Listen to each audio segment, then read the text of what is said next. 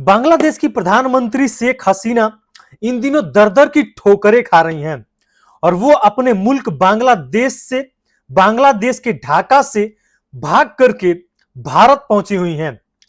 भारत में बांग्लादेश की जो प्रधानमंत्री हैं, जो अब पूर्व प्रधानमंत्री हो चुकी हैं, इनकी कहानी जो है वो बहुत ही दर्दनाक है और इनकी जो स्टोरी है वो इस कदर है कि आप सुनेंगे तो हैरान हो जाएंगे। बांग्लादेश की प्रधानमंत्री शेख हसीना का जो परिवार है, जिसके परिवार से बांग्लादेश को आजादी मिली और जिस परिवार के वजह से जिसके पिता शेख हसीना के पिताजी जो थे शेख मुजीब, जो राष्ट्रपिता कहलाते थे, जिनकी तस्वीरें जो आपने अगर जो देखी होगी तो आपके रोंगटे खड़े हो गए होंगे। इस पूरे छात्र आंदोलन में बांग्लादेश का जो रवैया है, जो चेहरा है, वो पूरा बदल चुका है। वहां की जो सरकार है वो इतनी पलट चुकी है कि वहां की जो नजारा है वो जो भी देख रहा है वो हैरान हो जा रहा है। क्योंकि छात्र आंदोलन को लेकर के इतना आंदोलन तेज हो गया कि बांग्लादेश के प्रधानमंत्री शेख हसीना को खुद अपना मुल्क छोड़ के भागना पड़ा। जिसके परिवार वाले सारे के सारे मारे जा चुके हैं, इक्का दुक्का ही बचे हैं। जिसके पिता राष्ट्रपिता कहलाते थे उस बांग्लादेश के, उसको आज बेघर होना पड़ा है। जो लगातार चार मर्तबा से प्रधानमंत्री है, उसका समय इस कदर पलटा है कि वो आज ना तो घर की है और ना ही घाट की है। चाहे मैं बात करूं बांग्लादेश से सटे उस चीन की, चाहे उस अमेरिका की, या फिर उस पाकिस्तान की। यहां तक जो अमेरिका है इसने उनका वीजा कैंसिल कर दिया है और ये जो है ना तो अब घर की रही हैं ना कहीं घाट की रही हैं। और ये जो सबसे बड़ा जो आंदोलन चला है, छात्र आंदोलन, इसके पीछे का सबसे बड़ा कारण कौन है और कौन है इसके पीछे जो इतना बड़ा आंदोलन को एक रास्ता दे दिया है कि इतना बड़ा आंदोलन आज के दौर में और एक प्रधानमंत्री को खुद से इस्तीफा दे करके भागना पड़ा है। और इस सबसे बड़े छात्र आंदोलन के पीछे का चेहरा पता है आपको?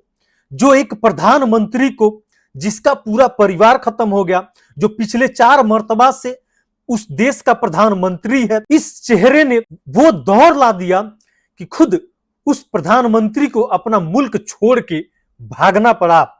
उस सबसे बड़े चेहरे का नाम है नाहिद इस्लाम। नाहिद इस्लाम वो शख्स जो इस पूरे आंदोलन का सबसे बड़ा हिस्सा रहा और इसी शख्स ने इस इतने बड़े आंदोलन को लेकर के पूरे प्रधानमंत्री जो है बांग्लादेश के, उनकी तख्ता पलट करा दी है। 3 चेहरे जो हैं वो मुख्य हैं। सबसे पहले अगर जो किसी का नाम सामने आता है तो वो नाहिद इस्लाम है, दूसरा अबू बकर और तीसरा आसिफ महमूद। और इनके पीछे की स्टोरी बताते हैं आपको। आखिर इन लोगों के पीछे की कहानी क्या है, कैसे ये शुरुआत हो गई इतने बड़े आंदोलन की। आपको बता दें कि नाहिद इस्लाम वो शख्स हैं जो ढाका यूनिवर्सिटी के छात्र हैं। नाहिद इस्लाम जो ढाका यूनिवर्सिटी के छात्र हैं और इस आंदोलन में इनकी गिरफ्तारी होती है। नाहिद इस्लाम की गिरफ्तारी होती है और इसके बाद जो है इनको एक पुल के नीचे पड़ा मिला जाता है। यानी कि ये गायब होते हैं, इनको गिरफ्तार किया जाता है, ये गायब होते हैं और इनको पाया जाता है एक पुल के नीचे। और उसके बाद इनकी जो इन्होंने सच्चाई बताई उसको अगर जो बताएं तो इन्होंने बताया कि इनको बेहोश होने तक रॉड से पीटा गया था। जी हां, नाहिद इस्लाम को इनके बेहोश होने तक इनको पीटा गया और उसके बाद से जो है जो इनके ऊपर जो अत्याचार हुआ, इनके साथी जो 2 अभी आपको नाम बताया मैंने, इनके साथ भी जो इनके साथी थे ठीक उसी प्रकार कुछ सलूक हुआ और जिसको लेकर के हिंसा इतना बड़ा हो गया।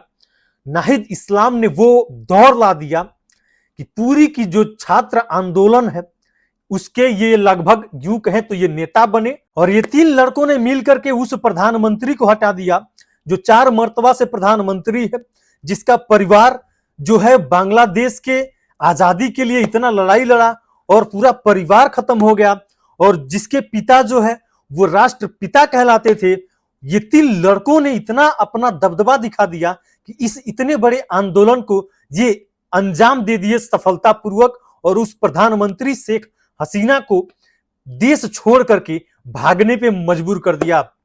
तो इन सारी चीजों को लेकर के सबसे बड़ा सवाल जो ये उठता है कि क्या ये जो था बांग्लादेश में, ये जो हो रहा था, ये जो हो रहा है, वो एक छात्र आंदोलन है, या फिर इसके पीछे बहुत बड़ा रीजन है, या फिर यूं कहें चाइना की चाल है, या फिर अमेरिका की चाल है। इनमें से सबसे बड़ा चाल किसका हो सकता है? या फिर ये जो चला है, ये जो हुआ है, ये एक सिर्फ और सिर्फ छात्र आंदोलन हुआ है? कमेंट सेक्शन में ये जरूर बताइएगा कि इसके पीछे का सबसे बड़ा कारण क्या हो सकता है आपके मध्य नजर। क्या इसके पीछे चीन है? क्या इसके पीछे अमेरिका है? कमेंट सेक्शन में अपनी राय हम तक जरूर दीजिएगा।